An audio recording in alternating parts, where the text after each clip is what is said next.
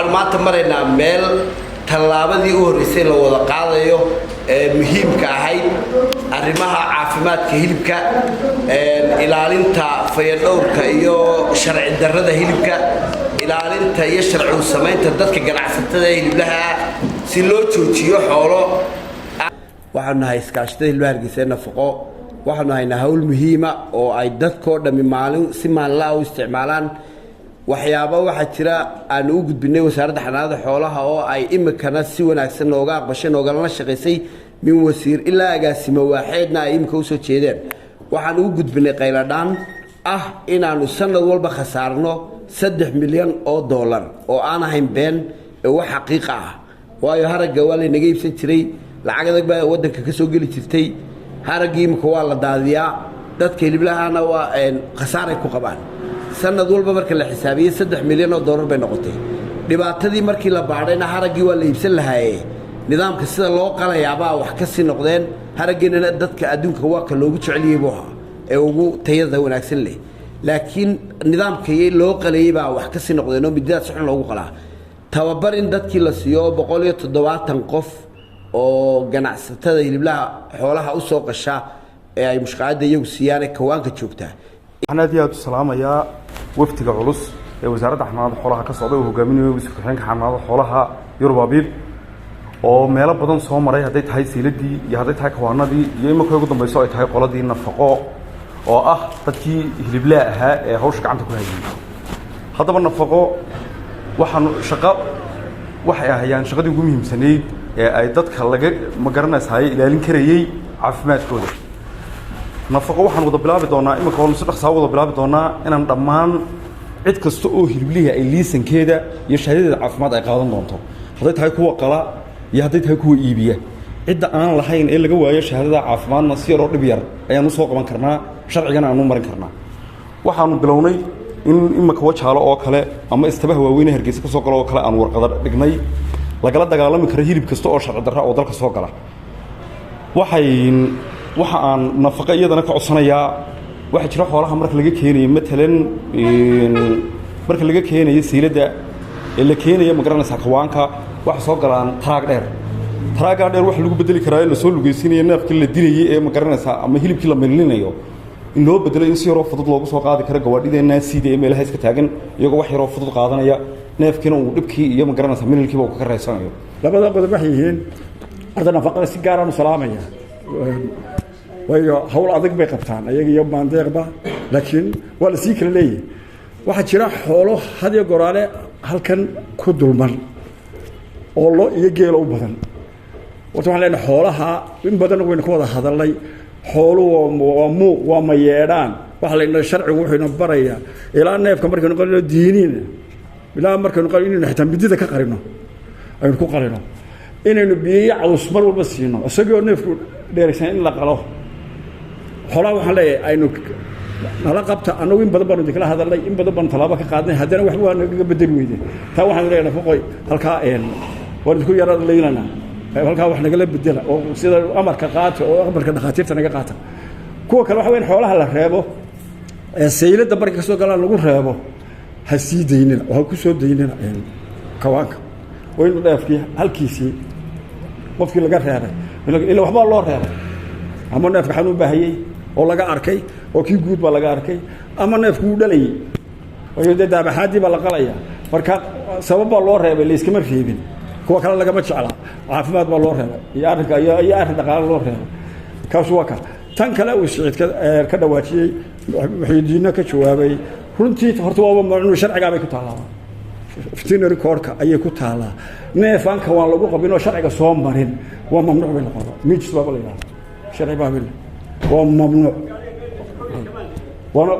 neefka haddii lagu qabto qofku hadaa kaad qalanaysid ee qofku caadiga u qalanayso idaa ma qalano oo maalmaha kale ma qalano neefkaad qalanaysaa waa inuu soo maraa sharcigii oo dhakhaatiirtii soo aragta oo lagu soo fasaxa markaa la qalaa isaad gurigaaga geysanaysaa saasuu sharcigu taagay laakiin de inagii baa dhinac walba intaynu sharciga ka dhaafno haddana marka dambena qaylinoo sheegno waxaan halkan ka salaamayaa dhammaanteed anigoo oon kala qaadqaadayn wasaaradda xanaanada xoolaha oo ka jawaabtay baaqayagii aanu ka cabanaynay maandeeq oo si dhaga fudud maalintii aanu hadalay maalintii ku xigtay uga jawaabtay waan ku hambalyeeynaya horta sida ay ugu dhaga nugul yihiin shicibka iyo dadkooda ay ugu dhaga nugul yihiin talabaad waxa ay soo jeedisa xanaanada xooluhu ee fayadhowrka iyo caafimaadka iyo nabadgelyada ummadda intaba ka hadlaya diyaar baanu u nahay waanaanu la shaqaynaynaa neefka dhalaya annagaydan inoogu jirtaa inaanaan qalin oo diyaar baanu inaynu halkaa ku joogo wasaaradda xanaanada xoolahana waxaanu ka codsanaynaa neefka ama naga bukooda ama naga dhalaya meel aanu ku xanaanaysanno oo dhula oo magaalada ku dhow oo aanu kuna dhaqaalaysan karno biyeeyo baadna u dhigno oo dhula ayaan uga baahanay xanaanada xoolaha diyaarna uga nahay insha allah iyaguna way aqbali doonaan baan u malaynayaa go'aanka baahida iyada ah sidaasaa warku inoogu dhanyahay inaynu wada shaqayno gacmaha isqabsanno xanaanada iyo hilible cidda keliya aynu la shaqaynayna waa idinka waxaan kuu sheegaynaa hadalkaa uu sheegayo guddoomiyuhu hilib aad u fara badan baa magaalada hargeysa soo gala meelna meeluu ka yimaada laba gareeya Ethiopia ka yimaada meel walba ka yimaada dhabarjab weyn buu nagu hayaa bahalkaas xaqiiqda runtaa marka laga hadlo xoolaha iyagu qasaareeyay xoolaha iyagu 99% inaanu tayeyno oo aanu wanaajino anaga idin noogu jirtaa baayac mushtarkeega inaanu sare u qaadno anaga idin noogu jirtaa waxaanu aad idin kala tashanaynaanu aad idin kala hadlay anigu neefan kawaanka hargeysa lagu gowracin cadkiisa inaan magaalada lagu iibiyo barlayaalay bartu doonaa ka yimaado neefan kawaanka hargeysa lagu gowracin inaan lagu iibinin magaalada cadkiisa inta aad baan Yurubay waliba aad kuugu adkeynay anigu dadka aad baan iska dhownay aad baan kuugu adkeynay arinta intayad meesha fadhida waa labeentii nafaqo groupkeygii bariga anigu baa ka jooga malaha ciidankeygii bariga isku ciidanka ahayd anigu baa ka jooga malaha iyo Siciid iyo malaha baad weyn ugu jirtaan bariga ciidamada aad iyo aad baan ku salaamay anigu wasiiradiga agaasimayaashaadaba arinta aad wax noogala qabo oo waxaanu haynaa cuntadii nadiifta ahayd lambaroonka ahayd daily loo baahan yahay daily adceedii cusub soo baxday loo baahan yahay kaaga waftigan aniga ila socdeen hogaamiye wasaaradda xanaanada xoolaha ka socda iyo nafaqo oo halkan ku dhano in badan ka joogto hilibeedu kale aad iyo aad buu farabaday laakiin kale waa madaxdii nafaqo oo dhan baa fadhida gudoomiyihiina iyo xubnihiina kaliya gudoomiye ku-xigeenkiina waan idin salaamayaa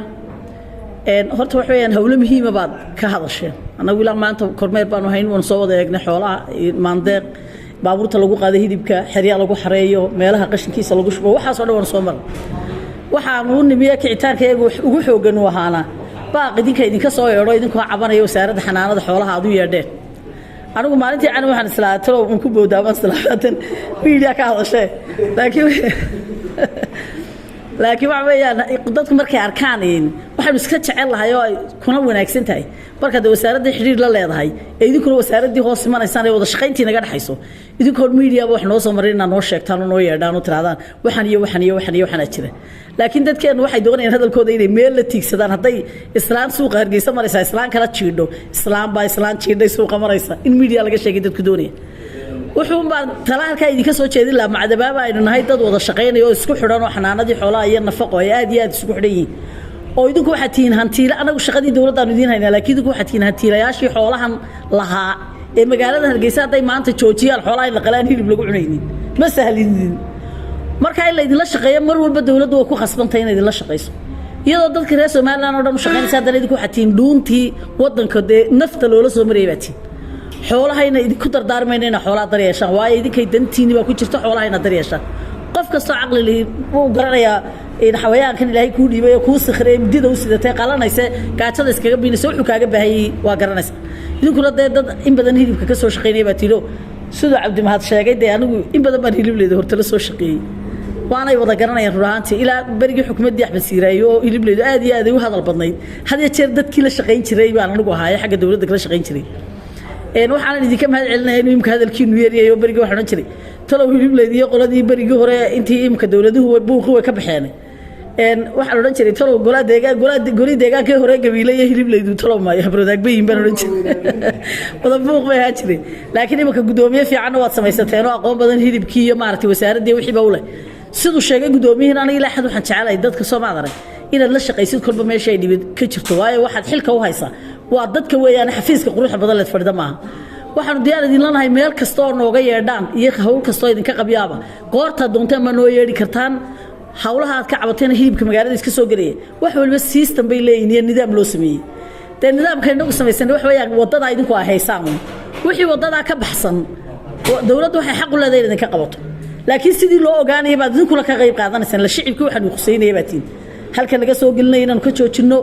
sida la sheegay beerar iyo wax badan oo la soo geliya jira deen warka noo soo gudbiyo idinkuna nala shaqeeyo san anaku idin la shaqeynaydo anakuna nala shaqeeyo wadada Cabdi Mahad sheegay gudoomiyuu sheegay dooraysan inuu hilibku idin soo maro ayaan anakuna diyaar u nahay si caasimada iyo dadka reer Soomaaliland halkan hilibka dibadda iyo gudaba maxaa la yiraahdaa wixii dalkeena u gaariyo damarood jeex oo dhaminta ku fadhido hilibka Hargeysa uun baa u hiliba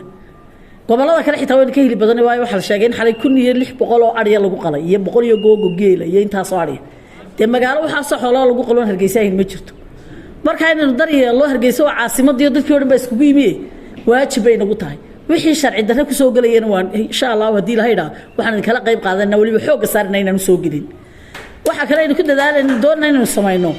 inay maaragtay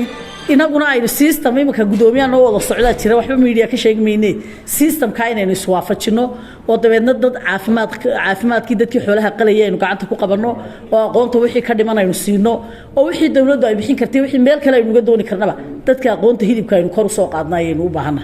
taana wada la garab taagan ta dawladda hoose halka maxaa la yiraahdaa iyaduna ay system ka ay dawladda hoose ka soo galayso afar qolo wada shaqaysanayno waa dawladdii waxa weeyaan maandeeq waa nafaqo xoolihii iyadu gacanta kula tamar walba midida daabkeeda haysa iyo dawladda hoose iyada laftigeedu halka roob ku leh waxaan aad iyo aad imkaan ugu rajooynahay kulli maayarku waana loo sheegay halkan inuu xeray iyo wax laga sameeyay qalab iyo wax keenay Cabdikariin waana nin dhagan ugu media la socdo dhalinyaro kulli uu arki doona maanta warkeenan iyadana dawladda hoose waxaan halkan baaq uga diray Cabdikariin Axmed Mooge iyo guluubka uu hogaaminayo inay dawladda hoose roolkii ay kula hayday halka ka qaadan jirtay iyaguna ay ka qaataan anaguna waxaan diyaar u nahay ka xanaano xoolahan wixii kasta hilibka iyo nafaqo ay ku hormaraysay